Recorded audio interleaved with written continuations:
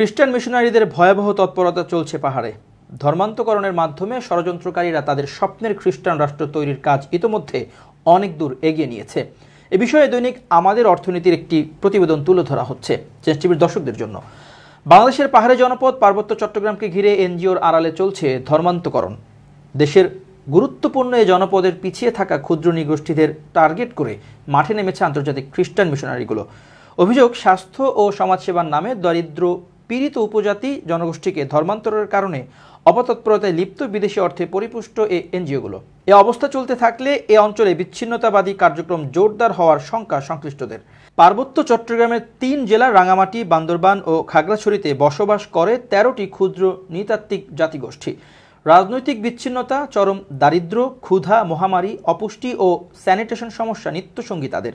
আর এই সুযোগকে কাজে লাগিয়ে স্বার্থসিদ্ধি করছে এনজিওগুলো। পশ্চিমাদের পার্বত্য অঞ্চল নিয়ে একটা খ্রিস্টান রাষ্ট্র প্রতিষ্ঠার চক্রান্তের অংশ এটি। স্বরাষ্ট্র মন্ত্রণালয়ের এক প্রতিবেদনে বলা হয়েছে, গত ২০ বছরে সেখানে ১২,০০০ উপজাতি পরিবার খ্রিস্টান হয়েছে। এক্ষেত্রে ৩ পার্বত্য জেলার ১৯৪টি গির্জা মুখ্য ভূমিকা রেখেছে। এর মধ্যে খাগড়াছড়ি জেলায় ৭৩টি গির্জা রয়েছে। ১৯৯২ সাল থেকে ২০১০ সাল পর্যন্ত এ জেলায় ৪,০৩১টি পরিবার খ্রিস্টান হয়েছে। বান্দরবান জেলায় গির্জা রয়েছে ১১৭টি। এখানে একই সময়ে খ্রিস্টান হয়েছে ৬,৪৮০টি উপজাতি পরিবার। রাঙামাটিতে 4টি গির্জা খ্রিস্টান বানিয়েছে ১,৬৯০টি পরিবারকে। পাহাড়ি যেসব জনগোষ্ঠী লোকসংখ্যা কম, তাদের প্রায় শতভাগ খ্রিস্টান হয়ে গেছে অনেক আগেই। এমন একটি উপজাতি পাংখু, যাদের পুরো জনগোষ্ঠী খ্রিস্টান হয়ে গেছে, বদলে গেছে তাদের ভাষা, এমনকি তাদের অক্ষরও ইংরেজি। জানা যায়, এনজিওর নাম ধারণ করে খ্রিস্টানরা এই দুর্গম এলাকায় হাসপাতাল, বিনোদন কেন্দ্র, গির্জা ইত্যাদি গড়ে তুলেছে। বহুজাতিক কোম্পানির আর্থ রাজনৈতিক স্বার্থে এবং অসহায় নিঃস্ব নিরক্ষর মানুষকে সেবা করার নামে ইউরোপীয় সংস্কৃতি ও খ্রিস্ট ধর্মে দীক্ষিত করার চেষ্টা চালাচ্ছে এই এনজিওগুলো।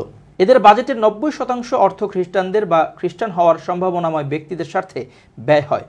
বাংলাদেশের সবচেয়ে বৃহত্তর ইউনিয়ন খাগড়াছড়ি জেলার সাজেক। সীমান্তবর্তী ও দুর্গম এই উপত্যকায় খাগড়াছড়ি বা রাঙামাটি শহর থেকে পৌঁছতে সময় লাগে 2 দিন। এই ইউনিয়নে 20টি গ্রামে খেয়াং, বং, পাংখু, লুসাই উপজাতির ১০,০০০ মানুষের বাস। ২০ বছর আগেও এখানে খ্রিস্ট ধর্মের নামগন্ধ ছিল না। উপজাতিদের ভাষা, সংস্কৃতি সবই ছিল, আজ তার কিছুই নেই। সাজেক ইউনিয়নের আকর্ষণীয় রুইলুই পর্যটন কেন্দ্রে অবস্থিত গির্জার ধর্মপ্রচারক ময়তে লুসাইয়ের সঙ্গে কথা হয় এ বিষয়ে। তিনি ধর্মান্তরকরণের বিষয়টি অস্বীকার করেন। বলেন, আমরা কেবল নিজ ধর্মের অনুসারীদের বাইবেলের শিক্ষা দিয়ে থাকি। 7 সিস্টার নামে খ্যাত মিজোরাম, নাগাল্যান্ড, হিমাচল, অরুণাচল প্রভৃতি ভারতীয় রাজ্যের বৃহত্তর জনগোষ্ঠী এখন ধর্মান্তরিত খ্রিস্টান। ওইসব পাহাড়ি অঞ্চল সংলগ্ন বাংলাদেশের পার্বত্য এলাকায়ও উল্লেখযোগ্য হারে খ্রিস্টানের সংখ্যা বৃদ্ধি পেয়েছে।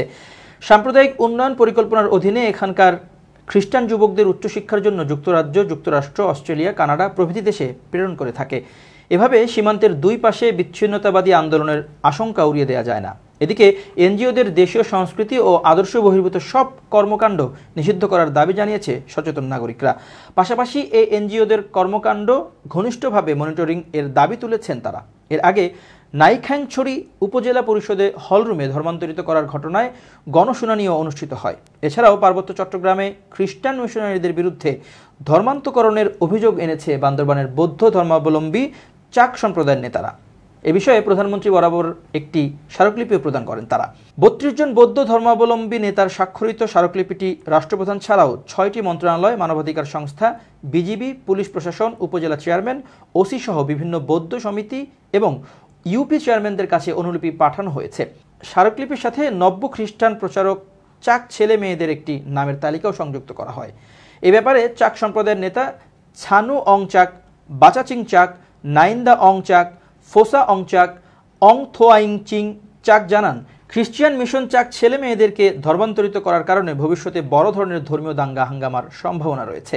এ বিষয়ে রাষ্ট্রীয়ভাবে আইনানুগ ব্যবস্থা গ্রহণ সহ প্রশাসনিক সহায়তা পেতে সংশ্লিষ্ট মহলের প্রতি আহ্বান জানান। সূত্র মতে, ধর্মান্তরিত করার এই প্রক্রিয়ার সঙ্গে জড়িত থাকার ব্যাপারে বেশ কয়েকটি এনজিওর নাম প্রায় সময় উঠে আসে। একটি জাতীয় দৈনিকে প্রকাশিত একটি সংবাদে এসব এনজিওগুলোর নাম উল্লেখ করা হয়। এগুলো হচ্ছে Christian commission for development of Bangladesh (CCDB), advantage crush of Bangladesh, humanitarian Bangladesh, green hill Grameen Unnayan সংস্থা গ্রাউস, কারিতাস ইভানজেলিক্যাল ক্রিশ্চিয়ান ক্রুশ, শান্তিরানী ক্যাথলিক চার্চ, জাইনপাড়া আশ্রম উদ্যান, আশার আলো, মহামণি শিশু সদন, বৈশানী ও তৈমু প্রভৃতি।